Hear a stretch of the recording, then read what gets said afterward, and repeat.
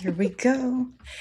Who's first? Who's first? I'm dying to Oh, somebody won. Good know. morning, you guys. Hey, Sam Zanville. Samville got in first. Danville's like, Even And hello, second. Stephen. We do see you. although we're And hi, slightly Rosie. disappointed. Do you see him, Owen? Of course. He looks I great got. today. Does he? hmm Ooh. Oh, And let me Kobe, see. slap it. Jackie, Andy, how's it going in Alaska? Bookish. Gregory. Persuasion Club. Look at everybody. Sandy's Pasquale. here. Where's my beaver? If you know, you know. I, All right. I Beverly. don't know, but interesting. You have an idea where it might be? Maybe. I mean, It's she might be. Friday. It's Friday, you In guys. theory, hypothetically. I know, it's like fun day Kimberly. Friday. Good Kimberly's morning, here. everyone. Welcome to the Scott Adams School. It's Friday. We're so happy. I'm so happy. I'm taking a nap after the show, maybe. Wait, I still have to take down my Christmas tree, and I'm not even joking. Maybe I'll do that. Oh, it's the first day of spring. I think I'll take down the tree today. Maybe that'll be a new tradition. Yeah. Welcome, welcome. You guys, we have a fun show for you today after we do this sip. Just want to give you another second to come in. So I'm going to get spring before you, Marcela, and before you, Owen. It comes in at, I think, 10:46 Eastern today during the show. Ooh, during the show. Yeah, so What will you use your small window of being exclusively the only one with spring? probably sneezing because the trees are starting to bud. I get to sneeze before you. Good Maybe I'll have an morning, Easter Bumble and YouTube. I don't have allergies, but my wife does sometimes. Owen, like, stop being so perfect all the time. No, I'm not. I'm It's just annoying. I feel bad for my wife and for you. Thank you. All right, you guys, there's something we got to do, and we got to do it now. Are you ready? Let's go. Let us enjoy the real reason you came here, which is the simultaneous sip. Yeah, that's why. And you don't need much to enjoy the simultaneous sip. All you need is a cup or a mug or a glass, a tankard, chalice or stein, a canteen, jug or flask, a vessel of any kind. Fill it with your favorite liquid. Have you heard I like coffee? And join me now for the unparalleled pleasure. The dopamine hit of the day, the thing that makes everything better. The simultaneous sip. Go. Oh, yeah. Ugh. Excuse me, gotta grab my notes. Hold on. Don't go anywhere. Oh my God. I swear, any extra noise after the sip makes me laugh so hard every time. It's a rare vintage pre-mug mug. Yes, I think the sips are going from, back in the day, and we're working our way forward. All So we'll right. see the evolution. So good morning. Happy Friday. Happy Friday. All right, you guys. So I wanted to just do a little bit of housekeeping, which is Jimmy from Scott Adams Meetups asked me to let you guys know. So they've done over 100 meetups already. He has a new and improved website that it might be up live already, but if it's not today, it'll be tomorrow. So he said DM him for any questions. So this is anyone in any city or town or area or county. If you want to meet with other sippers, on Twitter, his handle is at Scott Adams Meet. And then you just hit a link in his bio right now, which will take you to a place to make a little meetup in a coffee shop or a restaurant, in a park if it's nice. Some people bring their mugs, and you just get to chat with people who get it, who get this whole community. So please, we'll drop the handle for his X account in the chat. If anyone's listening, if you could put that in there for Jimmy, it's at Scott Adams Meet. And he is also going to be on Locals subscribers with us, I think. Oh, I forget what day. One night next week. And so we'll talk about the meetups and how fun they are. The other thing I wanted to tell you, so I love this. Let me pull this up. So one of our sippers, his name is Grant Turner. He sent a DM to me and said I could share this with you. So I'm going to read it to you. Okay, so he said, let me open this bigger. Sorry. So he's in. Okay, I also wanted to share with you I am doing much of which is inspired by Scott. Boulder City is the largest city in Nevada in terms of land, but has a population of only 15,000 residents. We produce huge amounts of energy thanks to Hoover Dam, as well as 4,000 acres of solar fields, but our utility bills keep climbing.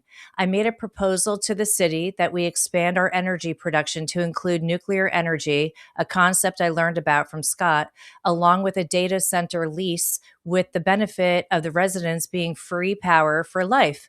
They loved the idea and immediately formed an exploratory committee and put me in charge. In Scott's words, part of energizing myself is that I always like to be involved in at least one thing that could change the world. In the end, Scott did change the world and he inspired me to do the same.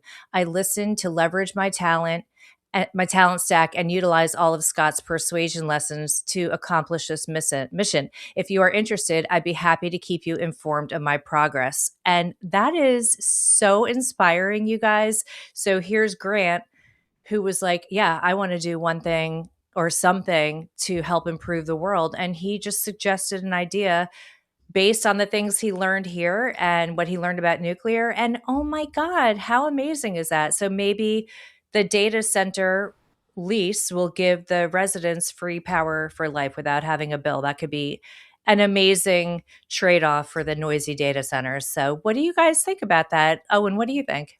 That's awesome. I mean, sounds like he's really being useful, and I'd love to see more creative ideas like that. I have a friend who did something similar, more in the healthcare arena. He lives in Tennessee, and he's working with some of the legislators to get some different policies passed, and he's having a lot of success. And so, I think if you're ever thinking, "Oh, I can't make a difference," you can. You really can. You don't have to have any special credentials. You don't have to have any special position. You can just have a good idea. And as Scott always said, the best idea is really the person in charge. And I think we've seen that, politicians in general really don't have any good ideas. I Hmm. don't know why, but they don't have any good ideas. Marcella, what do you think? Well, I think it's great that he shared that with us. Maybe other people can share that with you. I would Don't love. don't overrun the DMs of Erica, um, but I think it's great that Scott inspired all of us to feel like we can make changes, and we can do it in our own way. Yeah. I'm just so in awe with everything that has happened after his death. Like I said yesterday, I thought I would be very sad and crying all the time, which sometimes I am, but there's some joy in what, in all of us because of what he brought to us. Anytime we think of him or anytime we do something, we laugh and all that. So it's great that all of us can make a difference, like Owen said. And Yeah. oh, And like Grant is doing. So he's going to keep us informed, you guys. So we'll keep you posted. And hey, Grant, maybe you can come on Locals with us and tell us the process and was it scary and what'd you do? And did you get your fear out of the way, which obviously you had to do? Oh, also, guess what? So Dr. Drew, friend of the show, ooh, he had Walter Kern on last night on his show, and Dr. Drew gave a shout out to the Scott Adams School, and I was so excited to hear that. And you should all know that Dr. Drew listens as many days as possible. He would listen every day if he wasn't traveling, but he does. He makes it part of his day. He loves what we're doing. He's proud of us. And yes, he will be a guest professor soon. I can't give you the date yet, but he is absolutely coming on. He's thrilled to do it and he's really looking forward to it. So, like, shout out to everybody here that's keeping it going. I'm so proud of all of you. And I know Scott is too. And hi, Drew. Hope you're having a good Friday. Hi, Dr. Drew. We mhm. love you. We can't wait to see you Happy soon. Friday. Happy Friday. And I noticed Andy asked about my school pool tax. There was a referendum in where I live. They wanted to spend massive, many, many millions of dollars on a pool, and it was just going to raise our property taxes yet again. And yes, it was defeated. It was voted against. So they're back to the drawing board. They're still saying, "Oh, we want to spend still millions of dollars on it," but they're scaling it back to about a quarter of what they were trying for, and I'll try and shoot that down too. So no pool for the school. Cool. Okay. And But that's I cool. told the story probably on one of my spaces about how they had an even bigger one for a different pool idea. This was, I think they wanted like $100 million or something, or it was at least 60 million. It was a massive amount of money.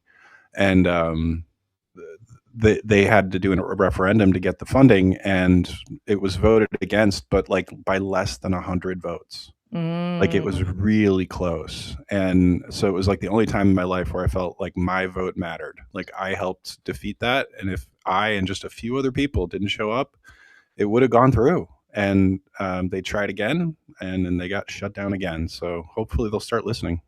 That's one of my biggest fears. My friend, Mindy and I always talk about that. Like, what if we don't vote? And they're like, and it lost by 2 votes. And we would be like, oh no. Yeah, there was, I think there was a mayoral race recently was. where it was 1 vote. 1 vote. Yep. Whoa. I don't know if it went the way they wanted to per se, but Yeah. 1 vote.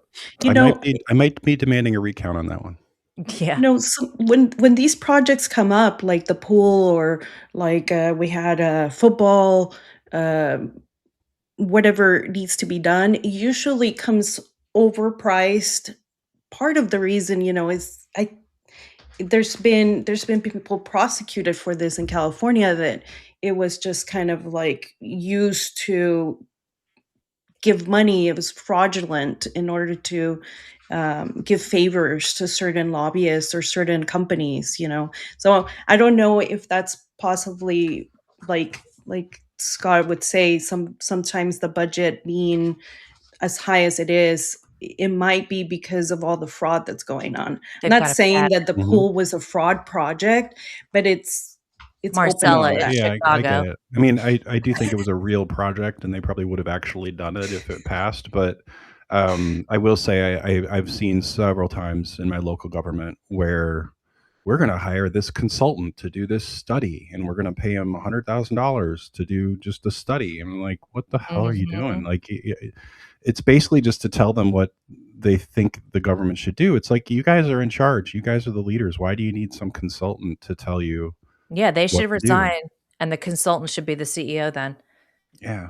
That would be And better. but it would just happen all the time. And of course, they have all the DEI and other stuff going on too. Well, speaking of that, I mean, I don't know if you guys have this at the ready at all, if you even know about this, but this reminds me of this butterfly bridge in California. Mm-hmm. So, So here it technically, so the news has go ahead and tell the story, because the okay, news I don't has really it fake. It's a little bit fake. The okay. news about the butterfly. Okay, so they're trying to build this bridge over a major freeway. And it's because this is me talking, and wait, where's my sign? This is my opinion. I don't really know the story that well. So they're trying to build this like overpass that's going to be like really wide and have like vegetation on it and dirt and whatever. It's not for cars. And then it has like 2 ramps and an overpass. So I guess there's like a problem with the cougar population. Like they're getting hit by cars when they're trying to cross this freeway. I don't know what butterflies have to do with needing an overpass to walk over. I think they could fly, but what do I know about butterflies? So anyway, they allocated, I don't know, 40 or $50 million, maybe even more, of taxpayer money to build this butterfly bridge. Of course, they built the overpass part first. They put all the vegetation stuff on there, but there's no on and off ramp. So it's just sitting there, and they're out of money. And now it's like up to $150 million. And now they're asking the good people of California to donate money to them so they can maybe get the little ramps on there. So it sounds like it's going as well as that high speed train. So it's like a bridge to nowhere and a train docked at a station. Am I close? Well, I mean, it wasn't meant to be, the whole issue of using the word butterfly. I mean, a lot of voters in that area voted for it because it's dangerous for the freeway to have bears and mountain lions and coyotes passing through that area. So it has become an issue. And it could also, I I don't know, I mean, I'm not okaying it, but at the same time, there's this issue of the mountain lions coming through the road, and then sometimes it could cause death for the drivers And the because of lions. the impact, obviously the mountain lion. So this was a way to avoid that issue, but it's been years. It has yet to be opened, and Imagine if like Gavin they Newsom was just our use it for president. fraud. Yeah. So Christopher Rufo apparently went after this person to expose all this, and apparently the woman who's running it responded by blaming the weather and unprecedented biodiversity collapse. That's her excuse for why it's like $20 million over budget and still not done. Mary West, I am completely okay with a bridge also for this type of thing, but this is out of control. Like, You build a know, freaking bridge. so not to defend the lady, but I am part of. I worked in government in California, so part of the issue is the rules that you are governed by. Um, like for example, I'll give you an example. I was waiting in an LAX for the flight to take off, and I guess there was some issue with the airplane. But because I don't know, this might not even be connected to California. They had to get mechanics that were union employees to come to fix it, and they were about 40 minutes away. They couldn't use any other type of airline mechanic. They had to be unionized. So the rules that that lady might have to deal with, she might have not known that there's certain things where you have to get a union employee to build this thing, and then you have to do an environmental study. And so whenever you want to build anything in California, it takes millions and millions of dollars because of the system that it's within the system. And I don't think she's able to change that. So she might have not known all of that, or maybe she should have, you know. No, Okay, she but should have. but She wait a should have. second. So I'm reading about this, and it says that a big part of this is kind of a patronage system where they're hiring a bunch of people to work on this bridge and to work after the bridge is up. And it said they prioritized hiring indigenous team members to help steward the plants that will vegetate the bridge. So the plant, Um, the bridge, you guys, Yeah. already has the vegetation on it, but there's no way to get on top of the bridge, just FYI. and the nursery's Try. co-manager, who's working on the plants for this thing, I guess, says she makes an offering after collecting seeds, sometime including pieces of her hair. God bless America. And that costs a lot of millions of dollars, I suppose. It does. Her hair. Special So, hair. It's indigenous hair. It's yeah. hard to get. She sounds very she's must be MAGA. Must be. Yeah, they were blaming it on the tariffs and this and that, but whatever. It's California as usual. No Mhm. shade to It's you, a Marcela. mess. Yeah, But it's just they also have an expert that's a fungi expert. So Mhm. he's you need those, right, to scrutinize the root samples under a microscope. Shout out to Uncle Fungus. Yeah, he's a Mhm. fun guy, all right. All right, so that's your corruption update, y'all. Nothing new in California. All right, Owen, give us another juicy news story. All right. Well, I wonder if there is any science that they didn't need to do today. Ooh. Here's something. Oh, Actively open-minded thinking protects against political extremism better than liberal ideology. oh, I mean, that's shocking, isn't it? I mean, who would have guessed that? open-minded thinking. Interesting. Anyone know about that? Open-minded thinking? Or as So, Scott would say, you could have just asked Scott. yeah, it says actively open-minded thinking outperforms liberal ideology in resisting extremism and irrational beliefs. It's a cognitive style seeking contradictory info, tolerating ambiguity, and revising opinions on evidence. The take-home is a quote from the person in the study. The take-home message of the study turned out to be that actively open-minded thinking comprises the good part of liberalism. Specifically, being liberal without displaying actively open-minded thinking is no advantage at all in avoiding suboptimal thinking. Who did this science study? I don't. The person's name I just quoted was Keith Stanovich, but I don't see the institution. Oh, a I'd have to look Keith. that up. It's because he's a Keith. Mhm. All right. Well, The key that's your backwards science. That's for sure. Hmm. Oh my gosh. What do you Could have have, just Marcela? asked Scott. Yeah. So in the most obvious news, we have the 2026 World Happiness Report has just been released, and they picked the happiest country. I don't know if you want to put it in the chat Ooh, what let's country you guess. think is the happiest. I have no idea. You guys put it in the chat. What do you think I is the don't know. most What do you happy think, Owen? country? Who's the happiest country? I can't wait to see the guesses because I legit have no clue. I haven't heard Which this. one? Mhm. Someone got it in the chat. Denmark, Finland, USA, North Korea. I don't think Not it's Canada. lying. Not Canada. Or- do, do, Nepal, do. Poland, Somalia. They're happy over there. They have voter ID. Somalia. They have Sweet. lots of money from I Minnesota. think my guess would be Denmark for the obvious reasons, but what is it? It's Finland again. For the Finland. ninth time. Oh, Finland wow. won again. And then it says that it's because they have strong welfare, excellent education, safety, and deep connection to nature, and lots of winter. The next one running up is Iceland, then Denmark, which you were pretty worried about that one, Costa Rica and Sweden, and then the U.S. What do you think the U.S. came in? Ugh, I don't know. It I don't came wanna be negative. in 23rd, That's not good. See, above Poland and Canada. Canada came in 25th.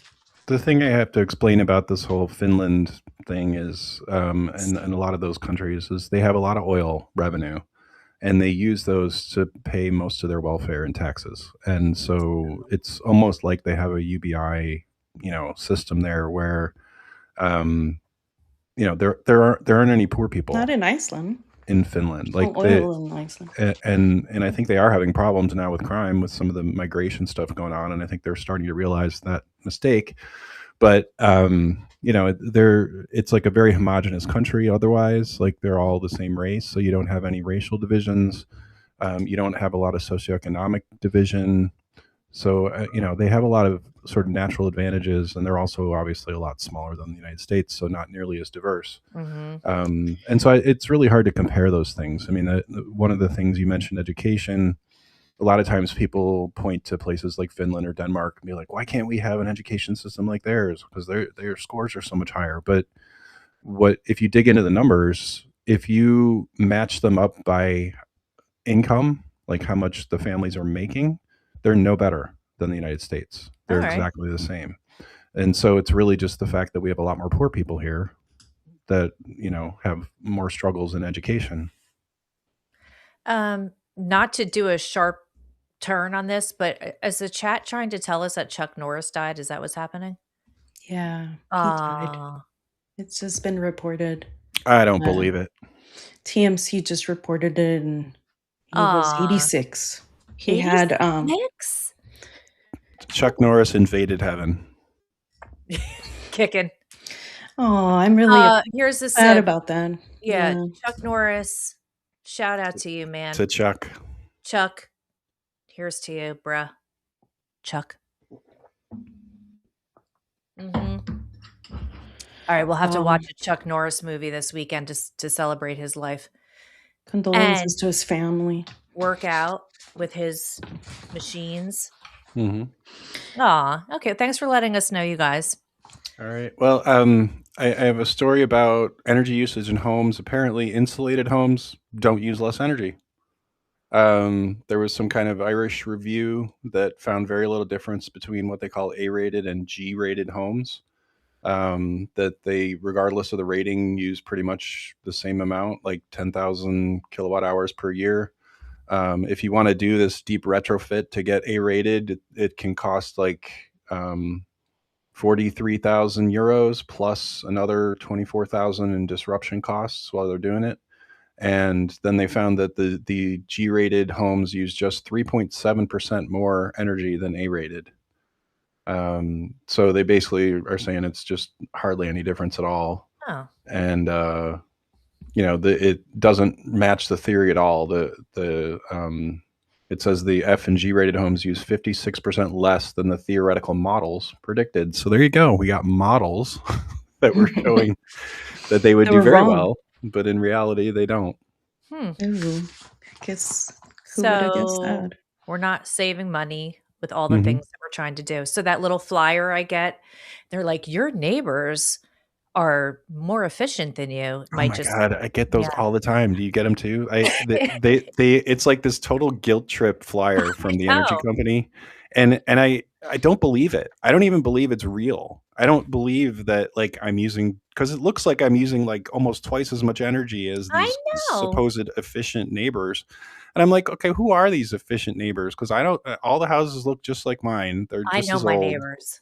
I live in a 100-year old house. So yeah, it's got lots of leaky whatever, and it doesn't have very good insulation. And by the way, the reason it doesn't have good insulation is because it would cost a fortune to do Oh, that. yeah. Because, um, like the cheap way to do it would be to blow in insulation, right? Like there's a service you can buy where they just come in with this big hose and they open up your floors under your attic and they just pump in a bunch of like, you know, whatever pellets.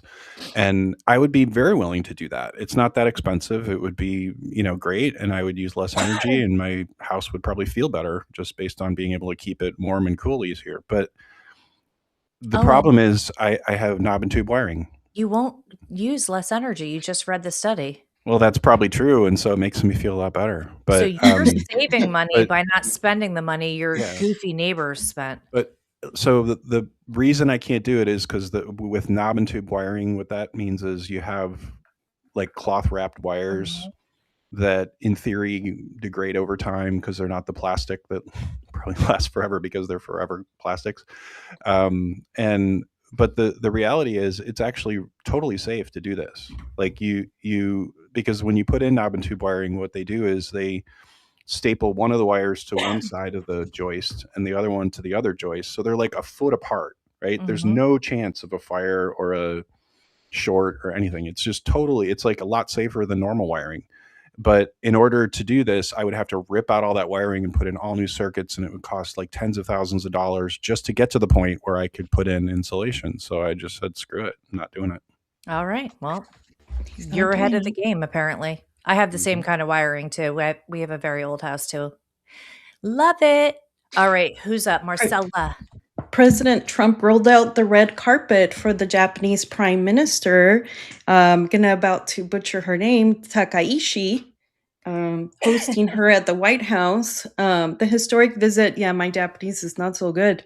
I need to practice. The historic Surprised. visit marks the first trip for the first female prime minister since taking office.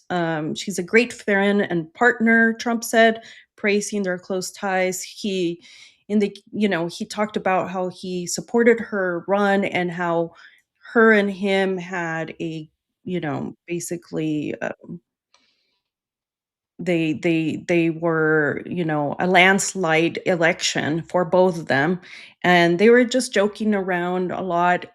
She doesn't speak too much in English, so there was a lot of translation in Japanese, but he did indicate jokingly that she has about her strong English skills. That's what Trump said. Hey, you have strong English skills, knowing full well that she can't really speak much English, but that was funny.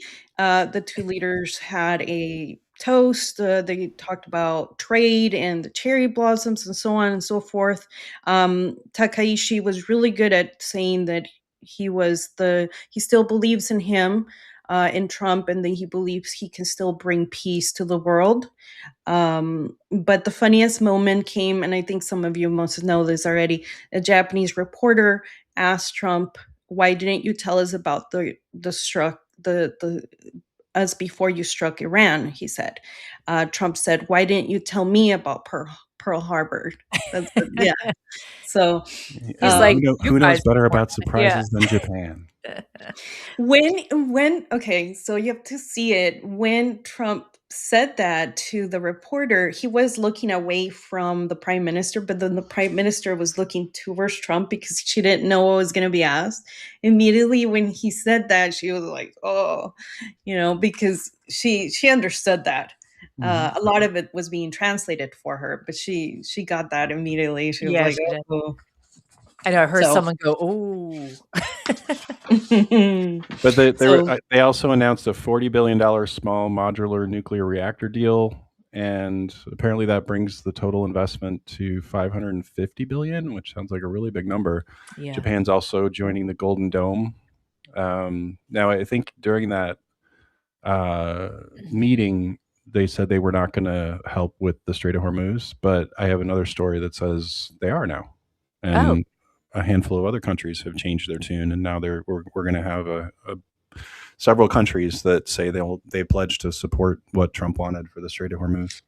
they were saying that the US obviously has the strongest navy, and then after that is China, from what they're saying. But the next strongest navy is Japan. So having them on board is aligned. very important.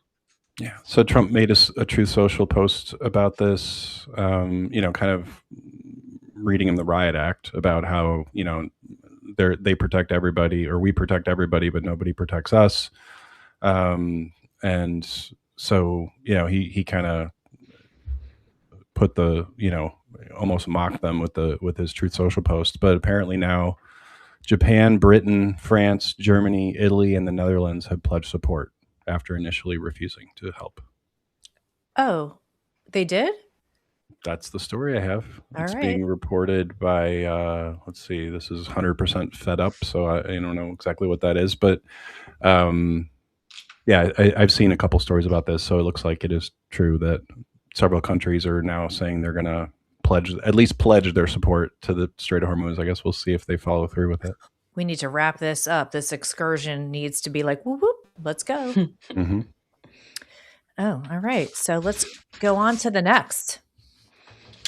Iran's I'm sorry, I'm not going to have a lot of Iran stories, but the next one is Iran's regime secret US campus network exposed.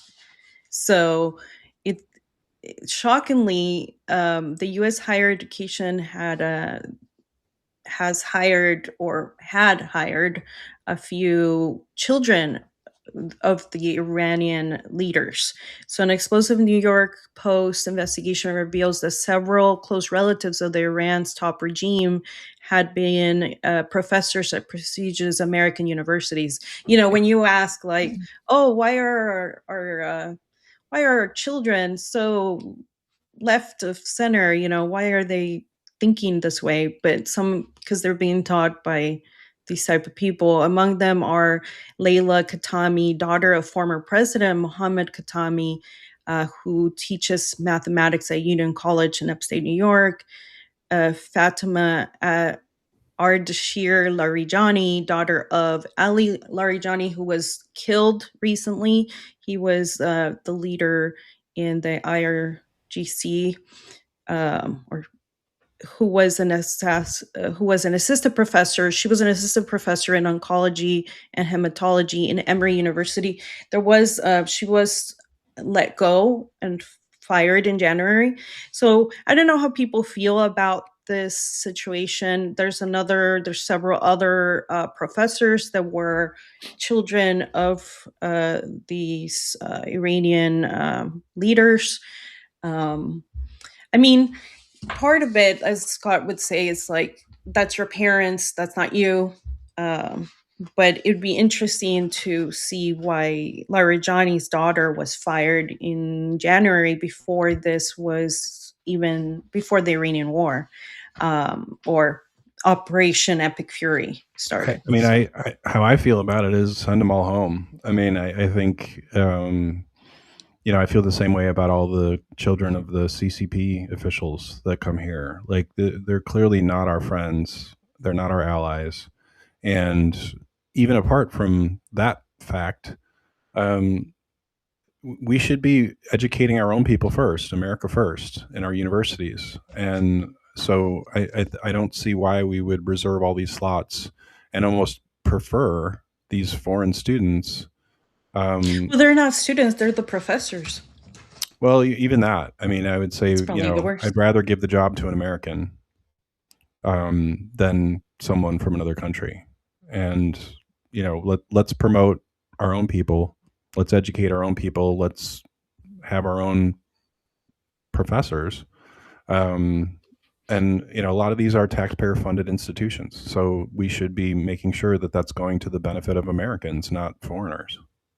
Yeah, I agree, especially with our colleges becoming indoctrination camps. Like, God only knows what's going on in there. Of course, I don't agree, but That's that's always okay. the case. Yeah. Well, I think this way, if you are like the daughter of a leader in Iran and maybe you don't agree with them and that's why you left and you came here and tried to like do your own life, Are they because citizens? probably the story doesn't say whether they're That's citizens of something I'd wanna America. know. Yeah. I I mean, think like, at a minimum, you should require them to renounce their citizenship from yes. Iran. Yes, I If agree. if that's even possible, but yeah, they could, because a lot of the times it's like you think, why aren't they over there? Maybe because they don't agree with their father, It's too like how many foggy. times have you agreed with your parents, and then you're like, no, I rebel, I'm gonna Yeah, go, but you know you what? know. I see, I might not have felt this way years ago, but now looking at like Ilhan Omar and what's her name? Rashida, they clearly are not America first. Like they are for their home country first. And that is really hard to stomach seeing them, in Congress and cheering for Somalia and poo-pooing America. It's like, no, no, no, no, no. So I feel the same way about colleges because Steve Cortez will be back on with us next week. But remember what he was saying about like Yeah. China infiltrating the universities, that when they have football games now, they have to have Chinese commentators speaking all in Chinese because they're taking the place of American students. And why is that? So I think it's not to say slippery slope, but it is because we're like so accepting of this that the ball's been rolling and now it's snowballing. And America doesn't look like America anymore. Like there are colleges, are universities, a lot of taxpayer money goes to a lot of these places. Why aren't they filled by Americans, Americans only? Now, you can be from Iran, renounce your citizenship, become a citizen here and do that. But if you're like even dual citizenship, I'm not into it. And I'm really against all the foreign students coming in. Like maybe make 1% of your students foreign, but what's happening is like I just can't even wrap my brain around it. Like what are we doing? I don't So know. these are big numbers, and then we have the birthright citizenship issue with this apparently very large program of Chinese people that come here to have their babies and then Yep. raise them back in China. So they just bring them here to get citizenship, and then they bring them back to China, and they're raised with that culture and that ideology. And when they reach 18, they can vote. So Mhm. there's like 100,000 potential votes, and I think it might even get up to 1.5 million over time. 100,000 I think might be per year, where you could have millions of foreigners voting in our elections with mail-in ballots from China, and they Yeah. could swing all sorts of elections. And there's nothing legally we could do to stop it if we allow this birthright citizenship to continue. It is suicidal empathy. You're right. You have to be very careful because it's so funny. You know, I wish I had I don't, not that I could have done anything, but the foresight to see like what the anchor baby situation would turn into now. And, we didn't think about it before because it wasn't like necessarily a problem. But yeah, I mean, if two Chinese people, I'm just picking on China because we're talking about China and they're not our friend. But if two Chinese people come here or one lady comes here pregnant and has her baby here, no, like, you need to be a citizen for your kid to be a citizen. That's such bullshit. Oh, excuse me. But, it's just like, what are we doing? And then I have friends who are here trying so hard to get their citizenship the right way. They have spent upwards of $20,000. It's been more than like 10 to 13 years for some of them trying to do this the right way. And I'm like, what are we doing? So there are people that are here now trying so hard. They're so deserving. They're working, they're paying taxes, they're, doing all the right things. And then we're like, hey, drop a baby off and now your kid's a citizen. Mm-mm. We have to reset. And it might be like we're like the bad parent, like, oh, big daddy's home. But somebody's got to do it. Somebody's got to set this straight. So that's I where mean, it will be decided pretty soon, and the Supreme Court will decide whether that stays or Yeah. goes. No. Unfortunately, I think it's probably leaning towards they're going to say that we still have it, but I'm hoping to be surprised. Andy said, stop the sexy talk, Erica. He likes it. He likes it. He likes it. So apparently, Iran is heating up. Trump approved over $200 billion in war supplementals, bypassing Congress. So I think this is separate from the $200 billion they're asking from Congress to do emergency arms to the Gulf allies. So the UAE got like $8 billion. I think it's $4.5 billion for the THAAD missile system, $2.1 billion for counter drone systems. There's the AMRAAMs, which I think is another missile system for $1.2 billion, and a bunch of munitions for F-16s. Kuwait got $8 billion in radars. Jordan got $70.5 million in support. So things are ramping up in the region. It looks like we may end up having some of the Iran's neighbors joining in the effort. So it's looking like it's ramping up to me. And Iran got hit by a missile strike in Tel Aviv. So there's more going on there. There was some video I posted about that where that showed some of the damage in one of the residential blocks. I think it hit 8 different sites. 2 people were killed, and so there's a lot of casualties on both sides at this point. And then Saudi Arabia is threatening military action against Iran. So the foreign minister says they reserve the right to military action. They posted this kind of aggressive looking video of all their military capabilities with their jet fighters and things like that. And it said the Prince Faisal said the kingdom will not succumb to pressure. On the contrary, this pressure will backfire. We reserve the right to take military action if deemed necessary. So we may have Saudi Arabia joining the fray.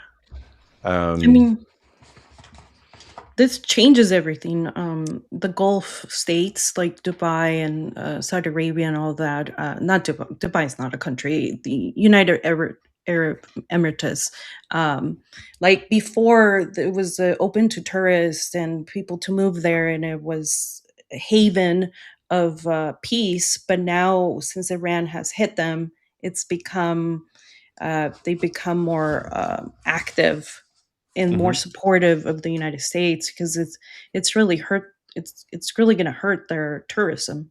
Yeah. Yeah, and energy. I mean, there's a story I posted about Qatar's liquefied natural gas. They're describing it as worse than Nord Stream with the damage that was done to it. It's going to take many years to rebuild. So that's one of the reasons oil prices are so high right now, and natural gas prices are probably following. But it's going to be offline for at least months, probably years. They're thinking Europe's gas prices might double. So it's like a real big deal for the liquefied natural gas industry. And I think I saw in a separate story that the US is pumping out their liquefied natural gas like at capacity, like as much as they possibly can. So if we have more shortages, I don't think there's necessarily anything much we can do to make up the gap. Yeah. I think, would they say that was like 20% of the world's fueling place? Oh, I mean, that's really scary, and I think it is interesting because Iran is, shooting at its neighbors now, and people that normally wouldn't have even felt threatened by them necessarily. And so they're really just like isolating themselves further. So I am not saying it's good. You guys understand what I'm not saying, like, oh, it's good that happened. It's not good that happened. But what's good is it just makes people want to rally against Iran. So that's the good news. So now they're just kind of like sitting there and they've pissed off everybody around them. So it just makes everybody else unite more, is what I see. But Yeah. In the in connected news, the oil prices have spiked up to $110 a barrel. I don't know right now. It's probably gone up since I started the show. We started the show. I think I heard The 119. the stock market may be going down. Um, Owen. Owen, Oh, it's down. It's just don't down. check it. Don't check. The It's S not red. the S&P is down 56 points right now.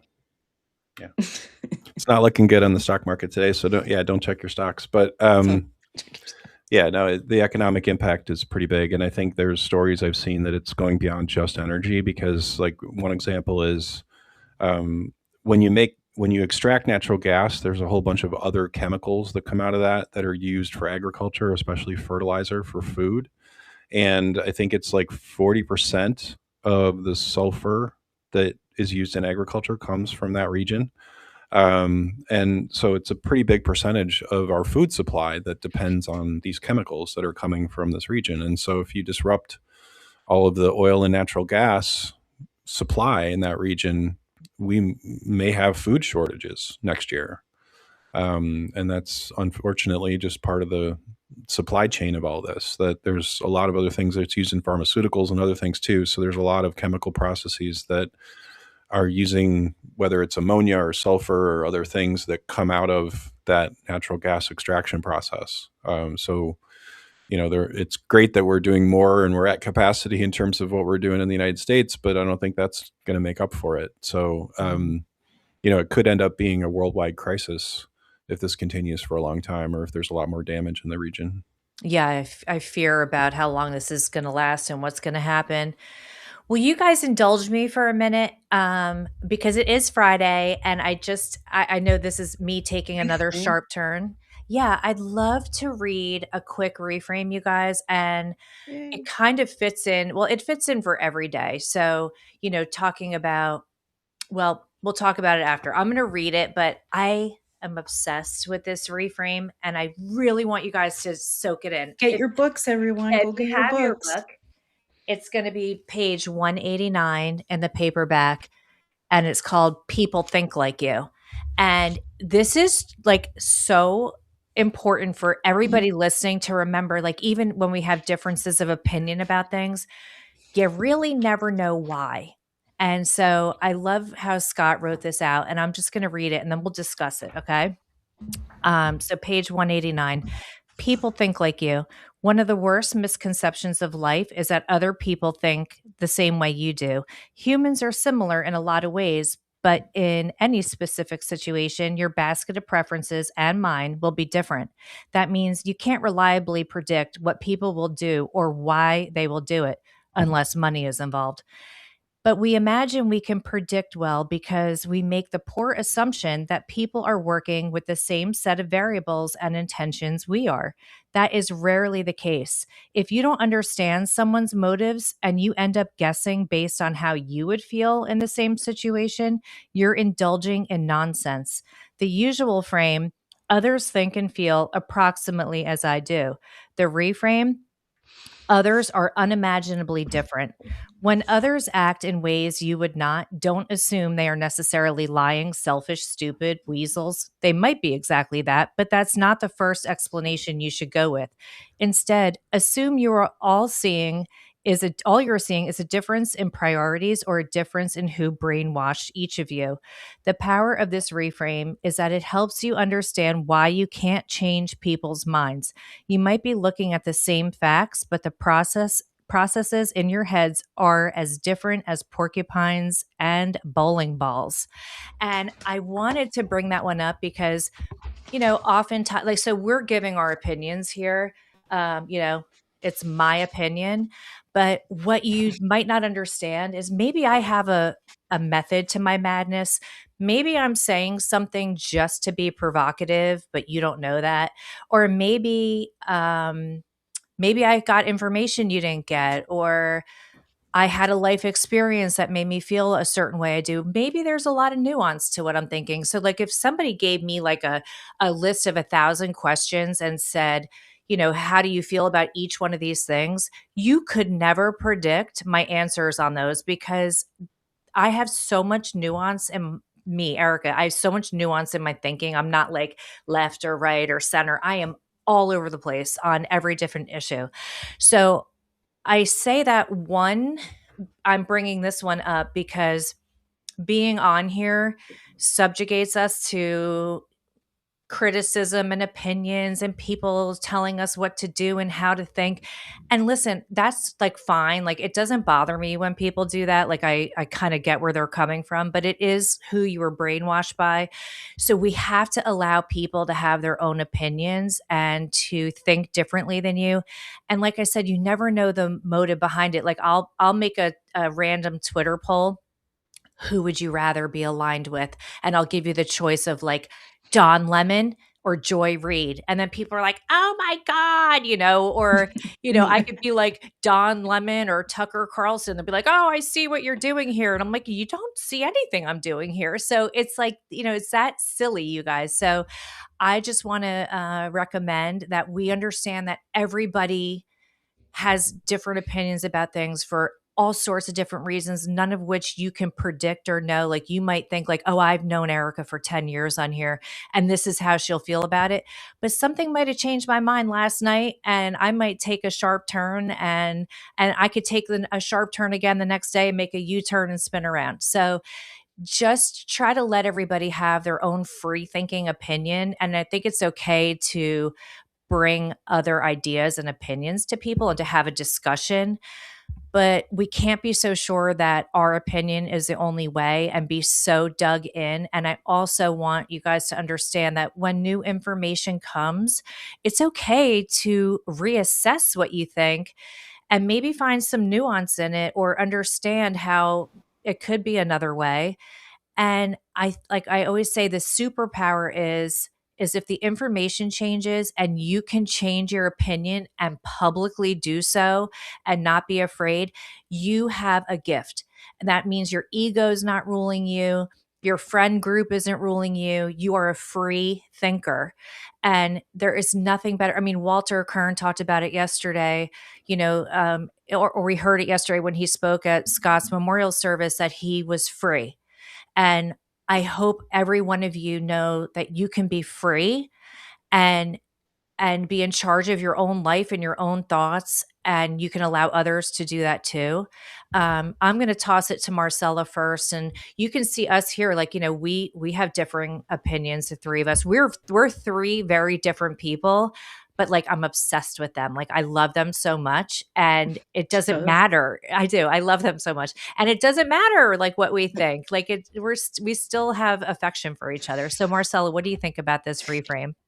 no, this reframe is great because a lot of the times, at work, home life, anywhere, it's like sometimes you're thinking, oh, these people all think like me. They all know. Like a lot of us here, that are part of the community and Scott's community, he would always remind us like all the things that you guys know, that's like 1% of the rest of the population. So if you go out there, you go to your Thanksgiving dinner, or you go to any kind of social setting and you talk about like, oh, Joey Reid and you know, Don Lemon and all that, they'll be like, who? So a lot of it is realizing that we are very different even with us compared to people that don't know about Scott and all other things. Always remember, um I always have to remember that people are very different. When I speak to them in regards to certain things, they're like, what is that? What is this? Iran? Where? So a lot of things are going to be different, and you have to realize that we all are here together in this planet, so we have to get along. And a lot of the misunderstandings between people is the thinking that they're thinking like you, So I love it. I love the fact that you brought this up today. Oh, good. Owen, your thoughts? Yeah, I mean, I love that other people have different thoughts or different opinions. I think it would be a very boring place if everybody thought exactly the way I did. It would be kind of redundant, I would think. And I always try and stay curious about what other people are thinking or why they believe what they believe, and I try to be respectful of those differing opinions. Um, but I also try to seek out those opinions. I mean, I would say at work when I've gotten in trouble, usually on projects, one of the common reasons is because we just didn't talk to the right person. Like we didn't include one of the stakeholders, and so we come up with a set of recommendations or things, and I kind of assume, okay, everybody's aligned to this. I've shared these ideas, they all say that's great, and then they say, oh well, we got to get approval from this person, and it might be someone I had never heard of before, and then all of a sudden we put it in front of them and they're saying this is BS and this is not at all what we should do, or this isn't even solving the right problem, and um, all of a sudden the whole perspective changes. And it comes back to just saying, well, if we had included that person from the start, maybe we would have been able to convince them that this is a good idea, or maybe we would have at least found out without wasting a whole bunch of time that we had to go in a different direction. And I mean, even very smart people can have great ideas that aren't the right ones. I mean, my experience at my startup was like that, where we had this initial idea of like, here's the product we're building, here's who we're selling it to, here's the benefits, here's the reasons they would all want it. And then we started approaching those people pretty soon after we started and found out the people you're trying to sell to don't want to buy it. But there's this other group of people that absolutely do want to buy it for totally different reasons, but they would actually need the product to be pretty different than what you were planning for it to be. And so we basically had to go back to scratch and say, let's redesign this whole thing from the ground up to serve this other customer. And then it took off. Then it was like, okay, everybody wanted to buy it. Our typical response when we would put it in front of the customer would be like, why didn't anyone do this before? This is like such an obvious and great idea. Why isn't why is this the first time I'm seeing this? And it was a very big success. But if we had just stuck to our initial idea and said, no, we're selling to these people and this is the important functions and here's the features, it would have flopped completely. It would have just been terrible. Oh, and I didn't know the CIA was so non-conforming. Complicated. Yeah, like so flexible. That's so nice to know. I mean, I just like, for example, you guys. So, also, if there's someone you like, okay, and they're like measured or thoughtful or smart or whatever, and then they say something that you don't like on one topic, just relax. Like we don't have to like banish them to hell, okay? It's okay. Like you can't possibly agree with one person on everything. It's just not possible. And if that's how you're going to judge people and have relationships, you're going to be lonely. And the other day I got lambasted by a few people and I didn't even make an opinion. I said nothing but this. I Ooh. mean, Scott used to get this all the time. I love to listen to like, anyway, I'll just say this. I listened to a podcast. I don't know who was interviewing who. I think Brett Weinstein, who everybody knows is measured and calm, super intelligent, and has been through hell and back. I think he interviewed Tucker, or Tucker Carlson interviewed him. I can't remember who was who. It was such an amazing podcast. I didn't even say why I thought it was amazing, but it was one of the best podcasts I've heard in a long time. Again, I didn't say why. I mean, it could be a million, it could be the clothes they were wearing, the lighting, it could have been whatever it was. But I posted that and some people got so pissed off. And I'm like, calm down. Like, it's okay. I can say I like it. I can promote it. I thought it was an amazing podcast. I could have listened to 25 more hours of it. It just really grabbed me and it was making me think. And I didn't tell you what it made me think, but it was making me think. And I appreciated listening to two intelligent people having a deep conversation, long form. I thought it was fascinating. So, but it's okay, you guys. It doesn't matter what it was that I thought about it. That could be a private discussion if somebody wanted to have that with me. But, so let's not jump to conclusions. Let's not say like, oh, Erica's out, I'm assuming something about it. Yeah. Or like Don't mind read her. Don't mind yeah, read don't her. mind read me. I am very complex, and so are you guys. And, we have to remember that we are complex beings. Owen, I have a question. What is happening tomorrow for the after show, the after party? So I am not available tomorrow, but I'll put this to Marcela. If she's available, she can host it. Are you up for that? Yeah, sure. Do people want me to host it in the chat? Do they think I should And host it? Marcella, it doesn't have to be 5 hours. No, it doesn't.